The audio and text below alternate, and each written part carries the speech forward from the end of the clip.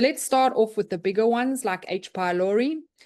This is the silent amino acid saboteur. You should know, as I said to you earlier, 50 to 60% of the global population has H. pylori, but in our practices, probably 40 to 50% have an H. pylori out of control. Remember, H. pylori exists all the time, but when it's out of control, then we need to do something about it.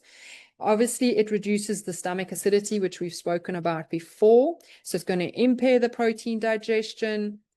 It's going to damage the gastric mucosa, which reduces the intrinsic factor production. You got your B12 deficiency developing.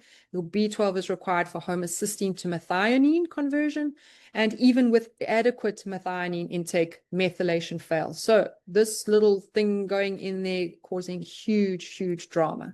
It's going to create chronic inflammation. So it increases the amino acid demands for tissue repair because now we've got a problem. Immune system's on red alert, and this is going to deplete the glutathione.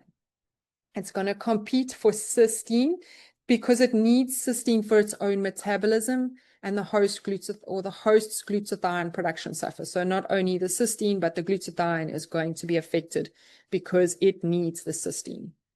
So some clinical pearl there as well. The patient with treatment-resistant depression who also has reflux, check for H. pylori. The methylation impairment from B12 deficiency plus tryptophan competition may be driving psychiatric symptoms. So very interesting how it all just kind of like works together. For those of you that are working with the SIBO patients, this is also interesting. So it's going to create, the protein is going to ferment before you can absorb it. So it's going to produce things like your ammonia, your hydrogen sulfide. That's going to be, one's neurotoxic, one's going to infect the intestinal lining, which makes problems in itself. And it also produces other toxic metabolites. It's going to, again, damage the brush border, which is going to reduce that the transfer or the transport of the amino acid across. So even if they are absorbed, or even if you have got amino acids in the system, they may not actually be efficiently absorbed across there. Again, hijack the tryptophan metabolism, which you guys should know. The bacteria converts the tryptophan to indole compounds. Some are beneficial, some are toxic, but it always disrupts the serotonin pathway. We're going to create false neurotransmitters. I mean, not many of us know this, but the bacterial metabolism of tyrosine and phenylalanine, it creates compounds that mimic neurotransmitters, but they don't work the same. So clinical results are going to be that you're going to have brain fog, cognitive dysfunction. So clients coming to you with SIBO and they're dealing with it, you know that we have an amino acid problem straight away.